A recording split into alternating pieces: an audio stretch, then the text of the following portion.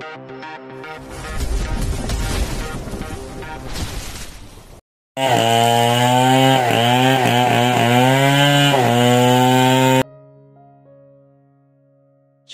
06. Mengandung anak CEO dingin. Pagi harinya Din dan Nareta sudah bersiap akan berangkat ke rumah sakit. Nareta sudah siap, hanya dengan memoles sedikit make up membuatnya terlihat cantik natural. "Sudah siap sayang?"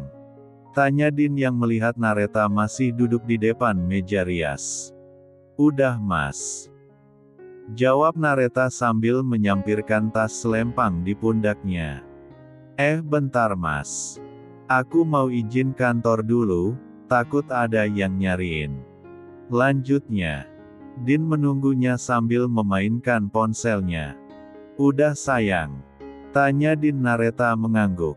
Keduanya keluar dari kamar sambil bergandengan tangan. Sesampainya di rumah sakit, Din dan Nareta langsung menuju Polyobgyn. Mereka ikut mengantre di antara para ibu hamil yang akan memeriksakan kandungannya. "Hari ini aku dan Mas Din sedang berkonsultasi dengan dokter kandungan, yang biasa menanganiku setiap kontrol kontrasepsi. Saat mengantre tadi aku sempat melihat wanita muda yang sedang mengelus perut besarnya. Tanganku seketika refleks terangkat mengelus perut rataku. Terbesit keinginan untuk bisa merasakan bagaimana rasanya mengandung dan melahirkan. Pasti semua itu impian semua wanita, termasuk dirinya. Atas nama Ibu Nareta, suster memanggilku, aku segera beranjak dari tempat duduk dan masuk ke dalam ruangan dokter. "Selamat pagi Ibu Nareta. Bagaimana kabarnya?" Seorang dokter wanita bername tag Mega, usianya mungkin sebaya dengan Mama Tessa. "Baik dokter," jawabku sambil mendudukkan diri di kursi depan meja kerja Dokter Mega. "Apa ada keluhan Bu Nareta?" "Begini dok, saya ingin melepas kontrasepsi saya dan ingin melakukan program hamil," jawabku menjelaskan.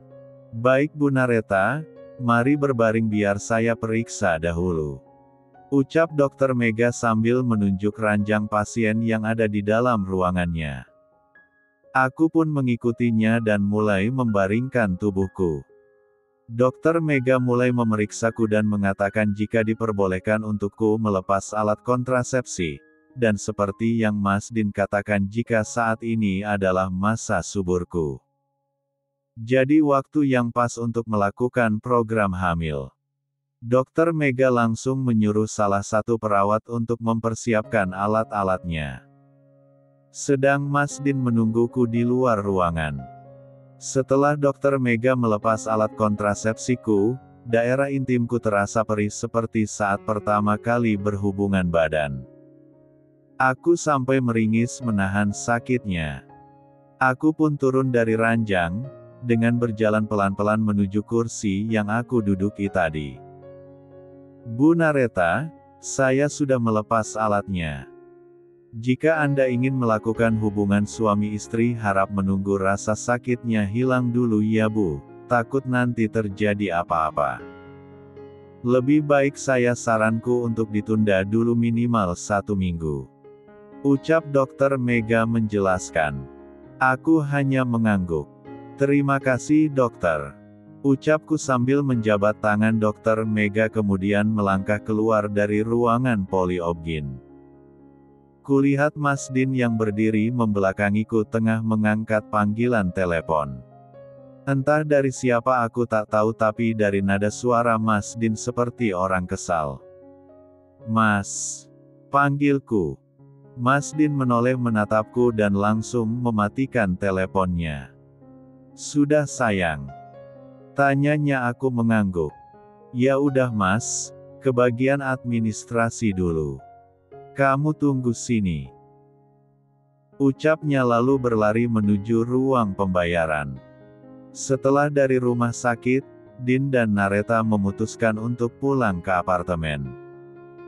Membantu Din mempersiapkan pakaian yang akan dibawanya selama di luar kota. Mas, nanti keluar kota sama siapa aja? Tanya Nareta sambil memasukkan kemeja Din ke dalam koper. Sama sekretarisku juga asistenku sayang, kenapa? Gak apa-apa mas, cuma tanya aja. Udah selesai mas, ada yang mau dimasukin lagi gak? Udah gak ada sayang. Makasih ya udah bantuin. Ucap Din lalu mendekati Nareta dan mengecup keningnya. Makan dulu yuk, mau mas masakin atau makan di luar? Tawar Din. Pesen aja deh mas, ngehemat tenaga. Jawab Nareta sambil tersenyum. Oke, mas pesenin dulu, kata Din. Tangannya meraih ponsel yang ada di atas nakas dan mulai memesan makanan. Tuan. Panggil Reno asisten Kaivan. Balas Kaivan berdehem, matanya masih fokus memperhatikan laptop di depannya. Mahatma Group mengajukan proposal kerjasama dengan perusahaan Winata. Kata Reno sambil menyerahkan berkas pada Kaivan. Kaivan mendongak, keningnya mengerut. Dia baru ingat jika Nareta bekerja di Mahatma Group, tapi dia tak tahu Nareta bekerja di bagian apa. Atur saja pertemuan dengan Mahatma Group. Perintah Kaivan. Baik tuan. Ucap asisten Reno sambil menundukkan kepalanya tanda hormat, kemudian keluar dari ruangan Kaivan. Kaivan bangkit dari duduknya dan berdiri di depan jendela besar ruangannya yang menampilkan kehidupan hiruk-pikuk perkotaan. Terlintas dalam pikirannya, bagaimana dia sebenarnya menyimpan rasa pada adik iparnya. Sebelum Nareta menikah dengan Din, Kaivanlah yang lebih dulu bertemu dan jatuh hati kepada gadis kecil polos seperti Nareta. Flashback on. Di taman kota. Setiap minggu pagi aku selalu melakukan olahraga jogging di taman kota. Kebetulan banyak sekali orang-orang yang juga berolahraga ataupun bertamasya bersama keluarga. Tak seperti biasanya, hari ini taman kota begitu ramai pengunjung.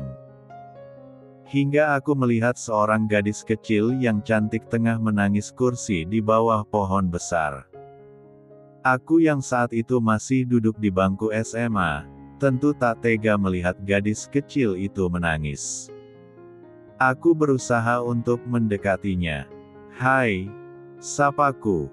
Gadis kecil itu mendongak, ingusnya keluar. Bukannya terlihat menjijikan tapi malah lucu.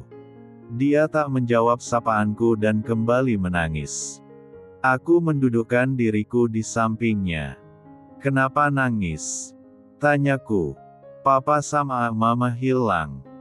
Jawabnya sambil terisak-isak. Alisku terangkat sebelah mendengar jawaban gadis kecil di sampingku ini. Bagaimana bisa mama dan papanya hilang? Sedangkan biasanya yang rawan hilang adalah anak kecil. Siapa namamu? Tanyaku sambil menatap gadis itu, yang masih saja menangis tapi air matanya tak keluar. Aneh kan? Nare. Ucapnya. Mau ku antar pulang. Tawarku, karena begitu tak tega melihatnya terus menangis. Gadis itu menggeleng. Tiba-tiba ada seorang pria yang memanggil gadis kecil itu dan mendekati kami. Riyahta. Panggil pria itu. Papa. Teriaknya lalu berdiri dan menghambur memeluk pria yang dipanggil papa. Kamu kemana aja sayang? Papa sama mama sampai muter-muter nyariin kamu. Kata pria itu, matanya melirik ke arahku yang masih duduk di kursi. Pria itu berjalan menghampiriku. Hatiku sudah was-was, takut papa dari gadis itu mengiraku sudah menculik anaknya. Om, sapaku dulu. Tapi pria itu tak menggubrisku dan malah bertanya pada putrinya. Dia siapa Riyahta? Tanya pria itu. Gak tahu Pak, tapi dia tadi bilang mau nganterin aku pulang. Dia gak jahat kok Pak. Cuma nemenin aku doang. Ucap Nareta kecil. Siapa namamu nak? Tanya Papa Nareta. Nata Om, jawabku. Aku memang sengaja menyebut namaku dengan nama margaku agar tidak banyak orang yang kenal denganku. Nak Nata, makasih ya udah mau nemenin putri saya. Kata Papa Nareta. Sama-sama Om, lagian saya juga kebetulan lewat terus lihat anak Om nangis. Jadi gak tega mau biarin. Kenalin nama Om Anggara, dan ini kartu nama Om. Kalau kamu butuh imbalan atau apapun bisa hubungi saya ya nak. Om makasih banget udah mau nemenin anak Om. Ya udah Om pamit dulu ya nak. Ucap Om Anggara terdengar tulus. Aku menerima kartu nama tersebut. Nareta kecil menggandeng tangan papanya sambil melambaikan tangan ke arahku dan tersenyum manis. Sungguh manis, hingga membuatku terhipnotis. Aku pun hanya membalasnya dengan senyuman. Flashback off. Chapter 07. Nareta mengantar Din ke bandara. Di sana, Sani sekretaris Din sudah menunggu kedatangannya. Pak Din. Sapa Sani, matanya melirik agak sinis ke arah Nareta yang menggandeng mesra tangan Din. Di mana Jimmy? Tanya Din, ketika tak melihat asistennya. Pak Jimmy sedang ke toilet Pak. Ucap Sani. Pak Din. Kita berangkat sekarang Pak. Kata Jimmy yang berjalan dari arah toilet. Din mengangguk. Sebelum berangkat Din meminta Sani dan Jimmy untuk masuk duluan ke pintu gate, karena dirinya ingin berpamitan dulu kepada istrinya. Sayang Mas berangkat dulu ya. Kata Din. Nareta mengangguk. Iya hati-hati Mas, jangan lupa untuk selalu kabarin aku. Ujar Nareta. Iya sayang, sahut Din lalu memeluk dan mengecup kening Nareta. Kamu juga hati-hati ya di rumah, ya udah Mas pamit. Bye. Imbuhnya kemudian melambaikan tangan ke arah Nareta dan berjalan menuju pintu gate. Nareta juga melambaikan tangannya. Dirinya masih setia menunggu hingga pesawat lepas landas. Hauh. Nareta menghela napas kasar, bakal sendirian di apartemen. Mau ke rumah mamah juga katanya lagi nemenin papa ke luar negeri. Gumamnya. Nareta memesan taksi online dan kembali ke apartemen. Hari ini dirinya izin tak masuk kerja seharian. Nareta juga ingin memanjakan diri bukan dengan jalan-jalan ke mall ataupun ke salon. Justru dirinya memilih untuk memanjakan diri dengan cara rebahan di atas tempat tidur sambil menonton film kesukaannya. Taksi yang ditumpangi Nareta telah sampai di depan gedung apartemennya. Nareta langsung membayarnya dan turun. Nareta masuk ke dalam apartemen dan berjalan menuju lift. Saat sedang menunggu pintu lift terbuka Nareta yang sedang memainkan ponselnya terkejut dengan suara orang berdehem. Ekhem. Nareta menoleh ke belakang, ternyata kakak iparnya baru pulang dari kerja. Terlihat masih memakai kemeja yang lengannya sudah digulung hingga ke siku juga jasnya yang ia sampirkan di bahunya. Nareta menelan ludahnya dengan susah payah melihat penampilan kakak iparnya yang acak-acakan justru terlihat menawan di matanya. Mas Kai. Baru pulang kerja ya Ucap Nareta terbata-bata. Kaifan mengangguk. Kau dari mana? Tanya Kaifan. Dari bandara antar Mas Din. Jawabnya. Ting. Suara pintu lift terbuka, Nareta buru-buru masuk diikuti Kaifan di belakangnya. Ting.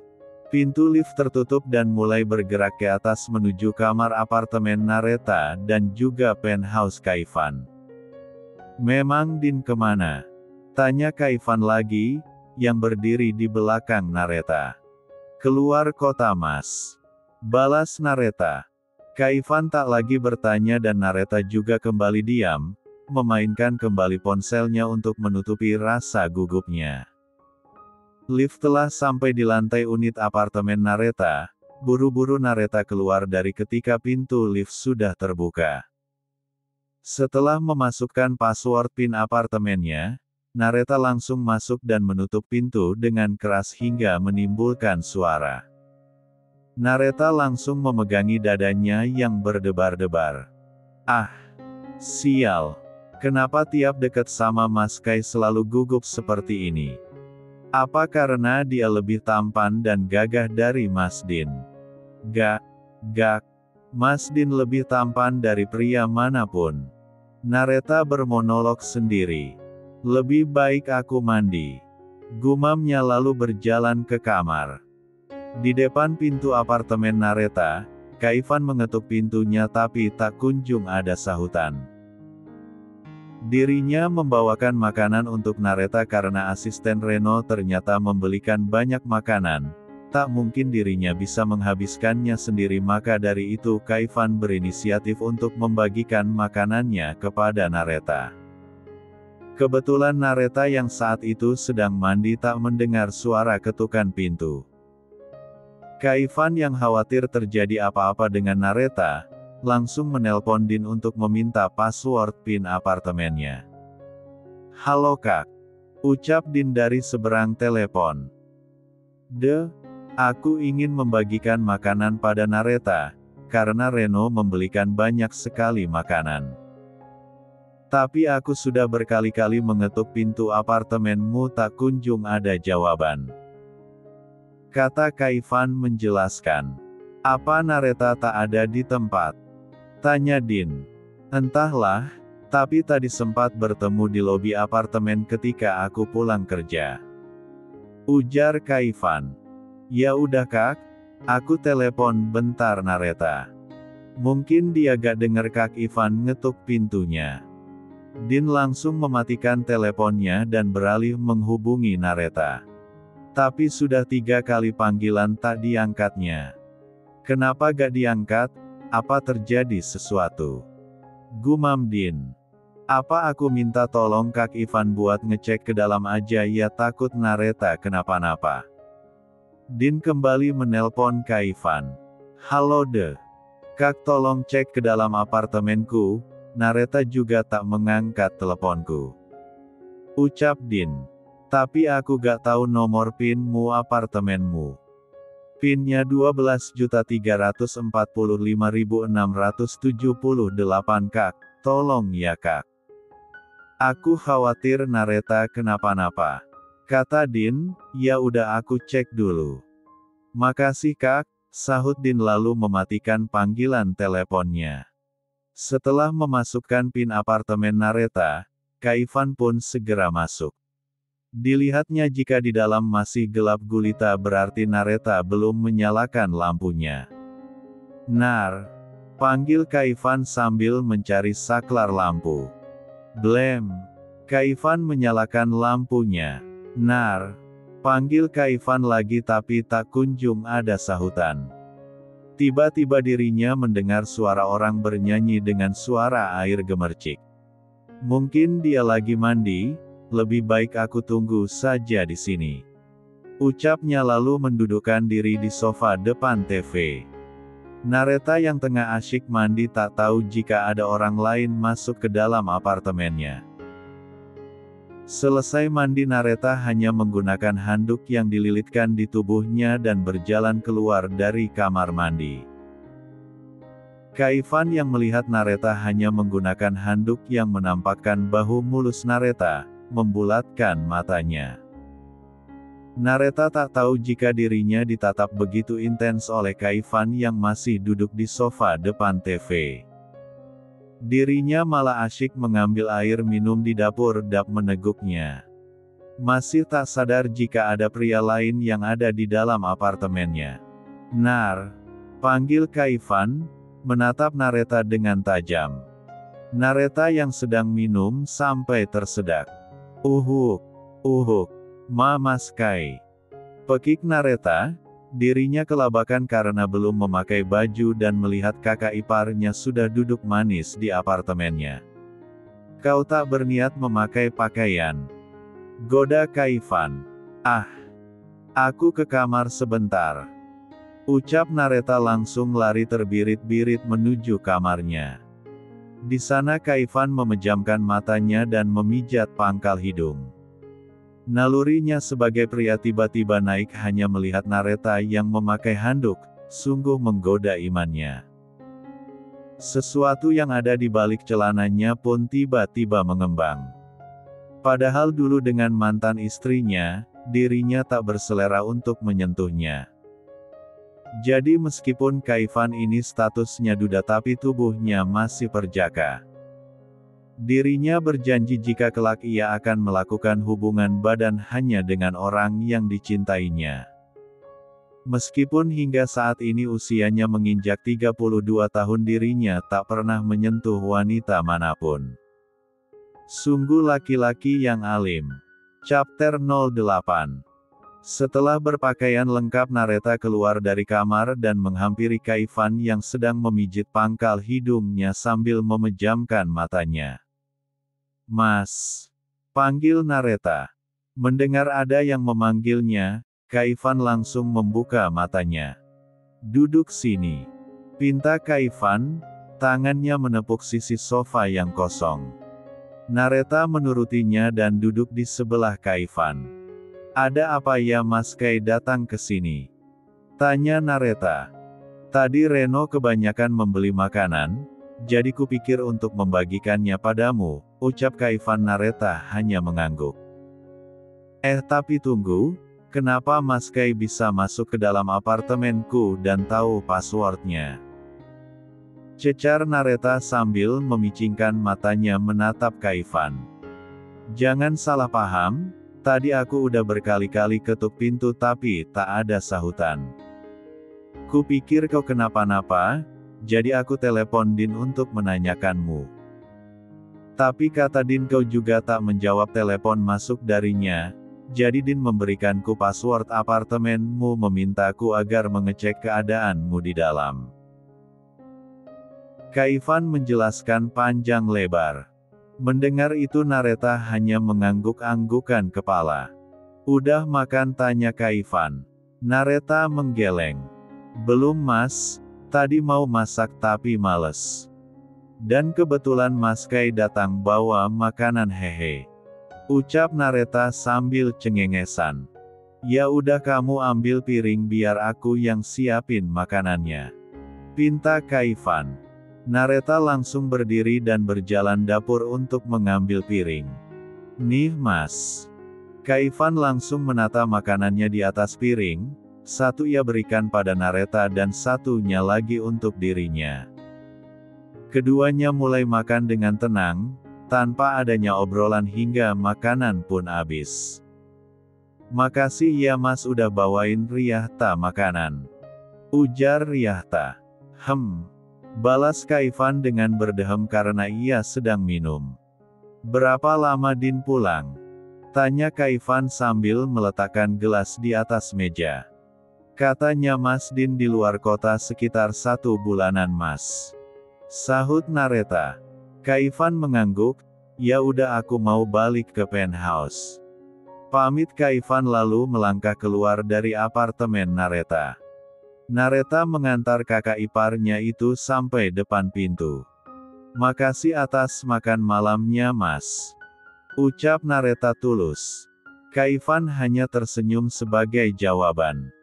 Kemudian berjalan pergi meninggalkan apartemen Nareta.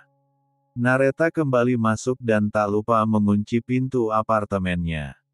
Lalu membersihkan sisa piring kotor dan membawanya ke dapur. Selesai membersihkan piring, Nareta masuk ke dalam kamar lalu membaringkan tubuhnya di atas ranjang.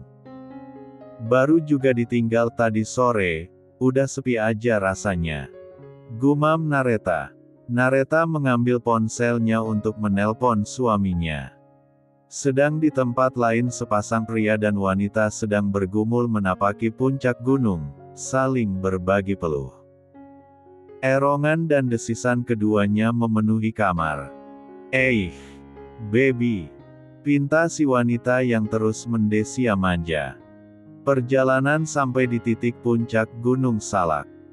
Pria itu adalah Din dan si wanita adalah Sunny, sekretaris pribadinya. Din lalu bangkit dan berjalan menuju kamar mandi. Sedang Sunny masih terlentang di atas R4 Jang menikmati sisa napasnya. Selesai membersihkan diri, Din keluar dari kamar mandi dan menghampiri Sunny. "Bangun dan bersihkan kekek Miu," perintah Din sambil memakai CLN-nya. Sunny membuka matanya dan menyandarkan kepalanya pada headboard ranjang hotel. "Sebentar Mas. Aku masih capek," ucap Sunny. Din tak lagi menggubrisnya, ia berjalan ke samping ranjang untuk mengambil ponselnya yang tergeletak di atas nakas. Lalu Din mencari nomor Nareta dan segera menghubunginya. "Halo Mas," sapa Nareta dari seberang telepon. "Sayang, kenapa baru angkat telepon?" tanya Din.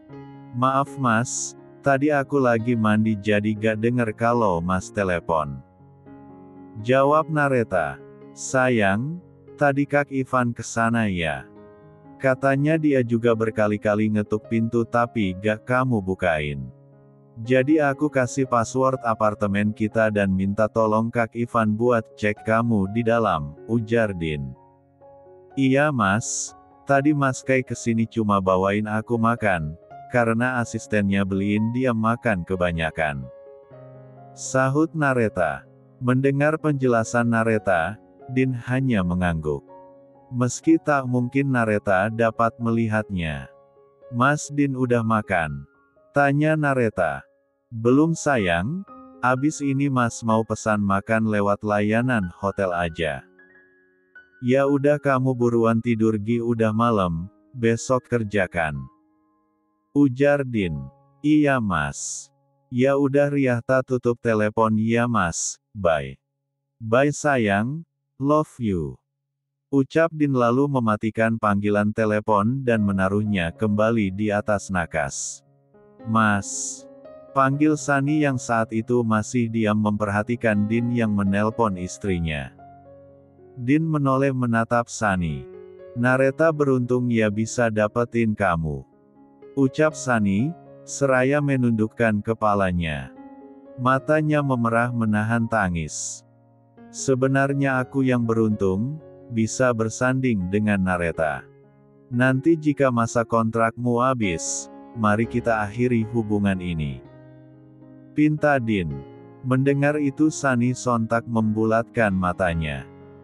Bagaimana bisa Din yang begitu dia cintai tega membuangnya seperti sampah setelah ia menikmati tubuhnya secara cuma-cuma, bahkan Dinlah pria pertama yang mengambil mahkotanya.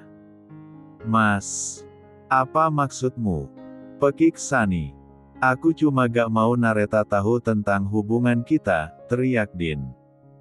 "Mau kita serapat apa kita sembunyikan hubungan kita, suatu saat Nareta juga bakal tahu," balas Sunny juga berteriak.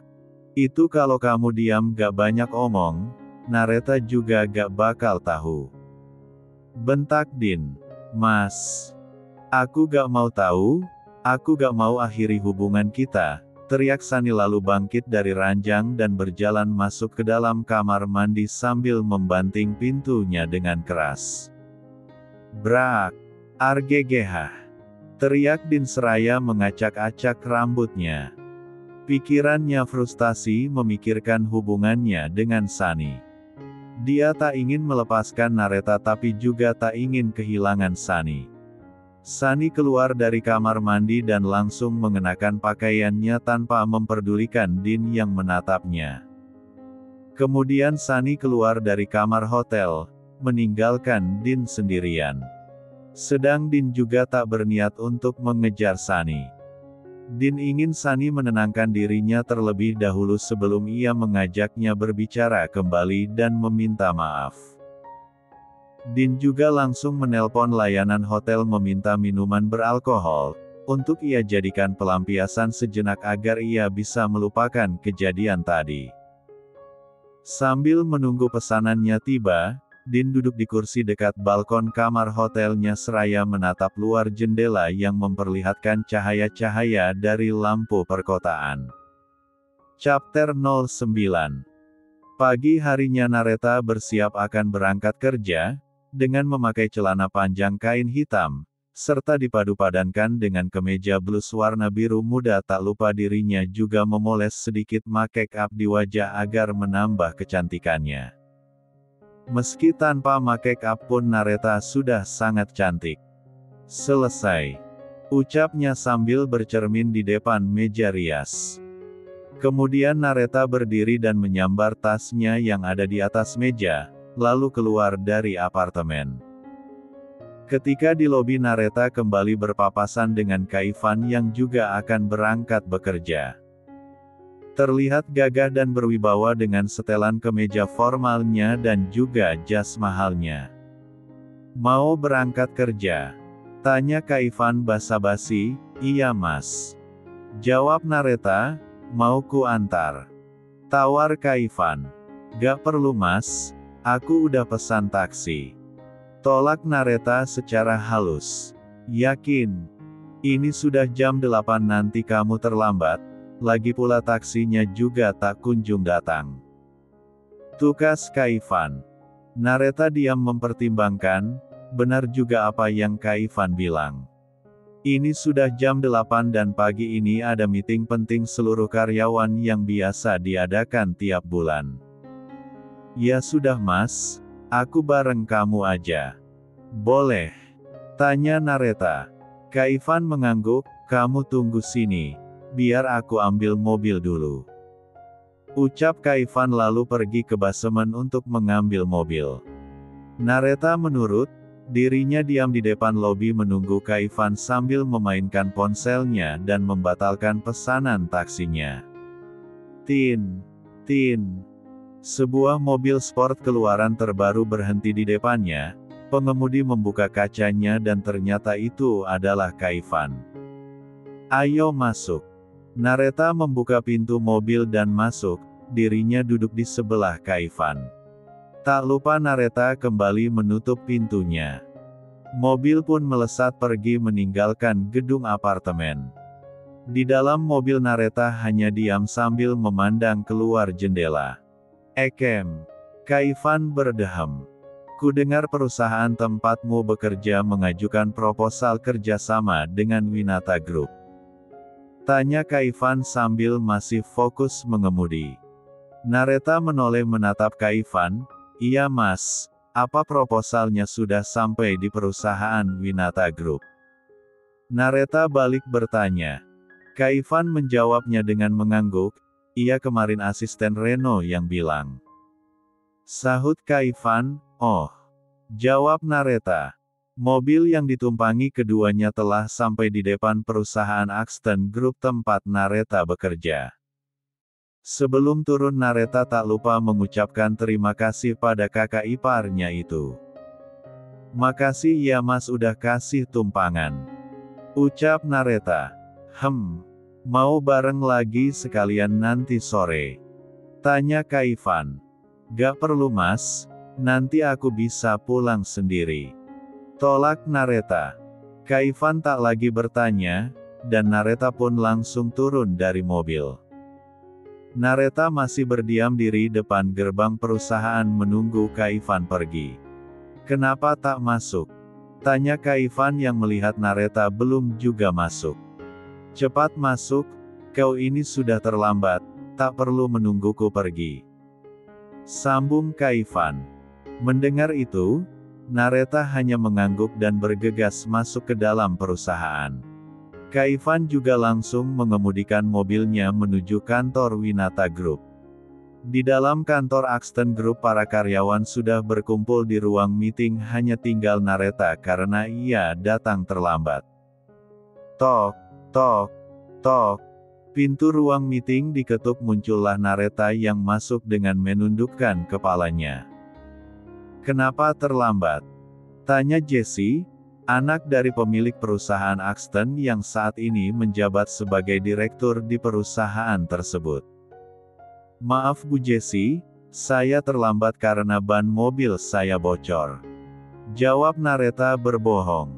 Sekarang kau duduk dulu, hukumanmu menyusul setelah meeting selesai. Ucap Jessie dengan tegas. Baik Bu Jessie, terima kasih. Nareta langsung berlari menuju kursi yang sudah disiapkan untuknya. Nareta bernafas lega, setidaknya atasannya itu masih punya etika untuk tidak memarahinya di depan para karyawan. Setelah meeting selesai, Nareta menghampiri Jessie yang sedang berbincang dengan sekretarisnya. Bu Jessie, panggil Nareta. Jessie menoleh, lalu meminta sekretarisnya untuk keluar duluan dari ruang meeting meninggalkan mereka berdua. Tumben lu telat, gak biasanya. Kenapa? Tanya Jessie dengan tatapan mengintimidasi. Sorry, tadi taksi yang gue pesen gak dateng-dateng, alhasil gue nebeng sama Mas Kai. Jawab Nareta. Mas Kai, kakak ipar lu. Tanya Jessie memastikan Nareta mengangguk. Ya udah karena lu udah terlambat hari ini, gue cuma kasih hukuman ke lu buat datang kantor Winata Group buat ambil hasil pengajuan proposal kerjasama. Dan harus sudah berhasil ditandatangani oleh CEO-nya. Perintah Jessie. Siap laksanakan Bu Direktur, tapi abis istirahat siang aja ya. Kerjaan gue banyak banget hari ini. Pinta Nareta. Serah lu, tapi hasil proposal harus sudah ada di meja gue hari ini.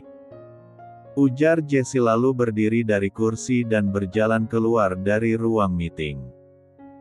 Baik Bu Jessie. Sahut Nareta dengan berteriak. Di luar kota Din ditemani oleh sekretaris Sunny juga sedang meninjau pembangunan proyek dengan para investornya. Pak Din, saya harap proyek kita kali ini bisa berjalan dengan baik. Ucap salah satu investor. Iya Pak Berto, saya harap juga begitu. Jawab Din. Saat Sunny mengikuti Din di belakangnya tiba-tiba sebuah balok kayu menimpa bahunya. Akeh!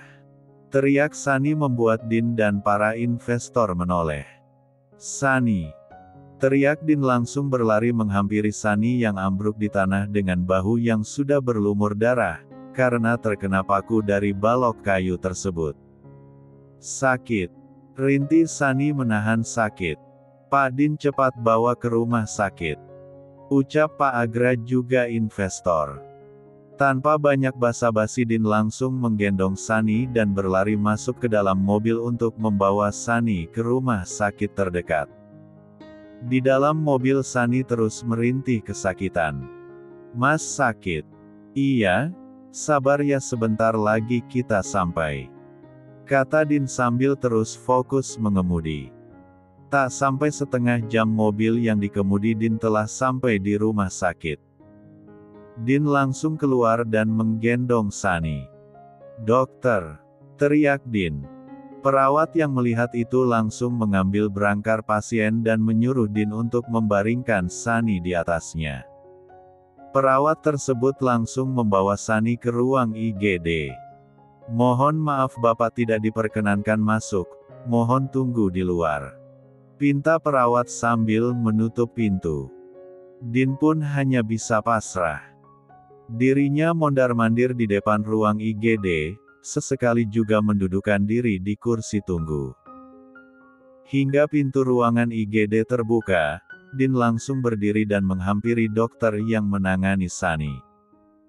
Dokter bagaimana keadaannya? Tanya Din terlihat khawatir. Pasien tidak apa-apa, hanya saja paku yang menancap di bahunya sudah karatan. Jadi menyebabkan infeksi. Untung saja Anda langsung cepat membawanya ke rumah sakit. Jawab si dokter. Mendengar itu Din bernafas lega. Boleh saya menjenguknya dok? Boleh silahkan. Ucap dokter tersebut lalu pergi meninggalkan Din. Din masuk ke dalam ruang IGD dan mendekati Sunny yang masih lemas tak berdaya di atas ranjang pasien. Din yang melihat itu tentu begitu merasa bersalah karena tak bisa melindungi sekretaris kesayangannya. Chapter 10. Setelah makan siang, Nareta bersiap akan pergi ke kantor Winata Group. "Mau kemana, Nar?" tanya Sena temannya. "Mau kantor Winata Group. Dah ya, gue mau berangkat dulu, bye." Pamit Nareta sembari melambaikan tangan dan keluar dari ruangannya. Sesampainya di depan meja resepsionis, Nareta berpapasan dengan Jessie. "Nareta," panggil Jessie. "Ya Bu Jessie, ada yang bisa saya bantu?" sahut Nareta dengan bahasa formal. "Mau berangkat ke perusahaan Winata?" tanya Jessie. "Iya Bu," jawab Nareta. "Bareng sama saya saja, kebetulan saya juga mau ke kantor pusat Axton," ucap Jessie. "Maaf Bu Jessie, saya berangkat sendiri saja," tolak Nareta karena merasa tidak enak masih banyak karyawan yang berlalu lalang. "Udah gak apa-apa, berangkat sekarang aja yuk," ajak Jessie lalu berjalan duluan keluar kantor. Mau tidak mau Nareta terpaksa menerima ajakan atasannya itu. Mereka berdua pun akhirnya pergi menggunakan mobil Jessie. "Red, pulang kerja jalan yuk. Bosen gue di rumah mulu," ajak Jessie sambil fokus mengemudi. "Boleh, tapi kemana?" tanya Nareta. "Havana Club, gimana? Udah lama banget kita gak jalan. Sekali-kali gak papalah main ke klub. BTW suami lu ada kan?" "Suami gue keluar kota," sahut Nareta. "Oh, ya udah kita jalan aja daripada gak ngapa-ngapain di apartemen," ucap Jessie. Nareta terdiam sejenak. "Boleh deh. Tapi abis pulang kerja ya?" imbuhnya. "Siap Besti," jawab Jessie. Lalu keduanya tertawa.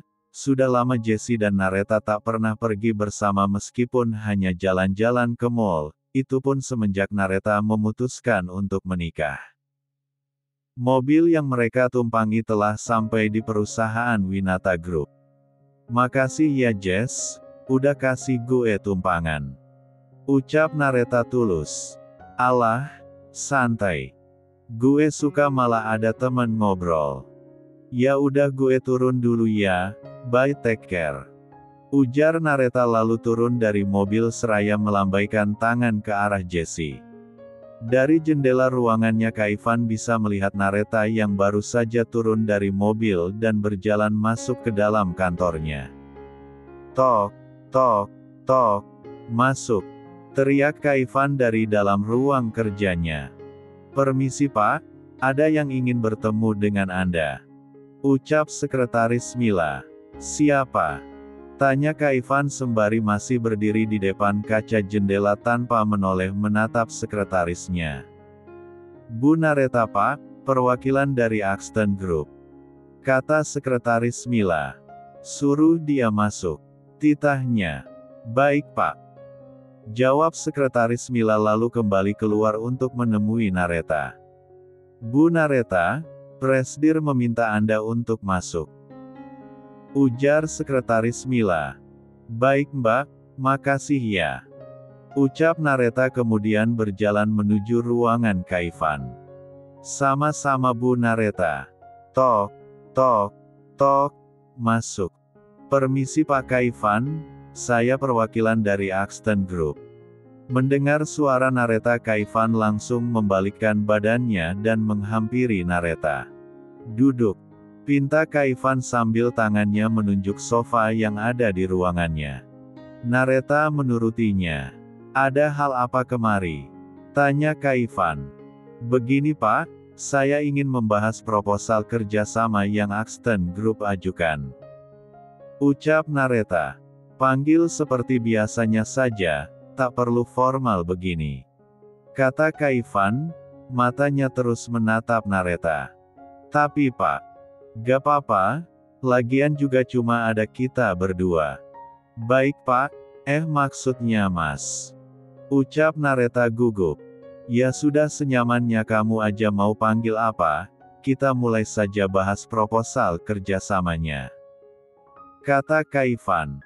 Nareta dan Kaivan mulai membahas kerjasama antara dua perusahaan, hingga 3 jam lamanya sambil sesekali diiringi dengan obrolan ringan. Baik, karena hasil kerjasama sudah fix. Ini tinggal aku tanda tangani, ujar Kaivan sembari tangannya menorehkan tinta di atas kertas.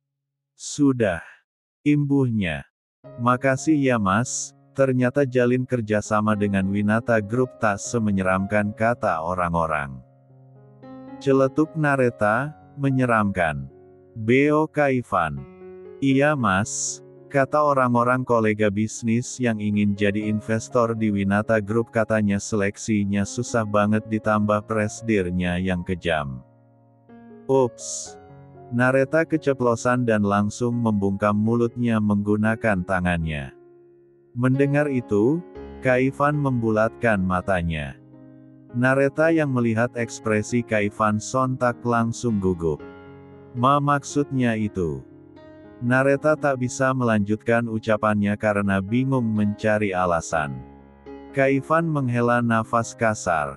Maaf Mas, ucap Nareta sembari menundukkan kepalanya. Sudahlah, tak perlu meminta maaf. Memang benar yang dikatakan orang-orang. Kalau mau bekerja sama dengan Winata Group harus melalui seleksi yang ketat, karena aku gak ingin calon investorku dari perusahaan yang gak jelas asal-usulnya dan juga harus dari perusahaan yang maju dan berkembang, kata Kaivan menjelaskan. Sudah hampir jam pulang, mau balik kantor atau pulang bareng? Tanya Kaivan sambil melirik arloji di tangannya. Nanti aku bareng temenku aja Mas, sekalian mau jalan-jalan, sahut Nareta. Ya udah, kalau ada apa-apa bisa hubungi aku. Din bilang jika kamu butuh bantuan suruh kasih tahu aku. Jelas Kaivan. Iya Mas. Ya udah Mas, aku pamit dulu, ucap Nareta lalu berdiri dan pamit keluar dari ruangan Kaivan. Kaivan hanya mengangguk. Di bawah Jesse sudah menunggu Nareta. Red, panggil Jesse dengan berteriak seraya melambaikan tangan. Nareta yang melihat temannya itu langsung berlari menghampirinya. Dah lama Jess? Tanya Nareta. Lumayanlah. Bikin gue jamuran, ucap Jesse. Sorry Jess. Ya udah yuk, jalan sekarang, ajak Jesse lalu masuk ke dalam mobil diikuti Nareta. Mobil pun melesat pergi meninggalkan kantor Winata Group. Kaivan yang melihatnya dari atas jendela ruangannya, langsung mengambil ponsel yang ada di atas meja kerjanya dan menghubungi asisten Reno. Ya Tuan, tanya asisten Reno dari seberang telepon. Awasi dan ikuti mobil yang ditumpangi Nareta, perintah Kaivan. Baik Tuan, jawab asisten Reno, kemudian Kaivan mematikan panggilan teleponnya. Di rumah sakit tempat Sani dirawat, Din masih setia mendampingi Sani. Selamat sore. Sapa dokter yang menangani Sani, apa masih ada yang sakit? Tanya dokter. Sani menggeleng pelan, hanya saja kadang masih terasa nyeri dok, ucap Sani. Baik, saya akan meresepkan obat nyeri, nanti bisa ditebus di apotek ya, kata dokter. Apa sudah bisa pulang dok? Tanya Din yang duduk di samping ranjang pasien. Sudah Pak, nanti Bapak tinggal urus administrasinya dahulu, setelah itu diperbolehkan pulang, ujar si dokter. Din mengangguk. Kamu di sini dulu ya, aku urus kepulanganmu dulu, ucap Din sambil tangannya mengelus puncak kepala Sani. Sani mengangguk, Din pun langsung keluar meninggalkan Sani. Baik Bu Sani, saya lepas dulu infusnya ya, kata si dokter, lalu dengan dibantu perawat untuk melepaskan selang infus yang menancap di tangan Sani. Sayang, Panggil Din yang telah kembali setelah mengurus administrasi. Kita pulang sekarang, ucapnya sambil membantu Sunny turun dari ranjang.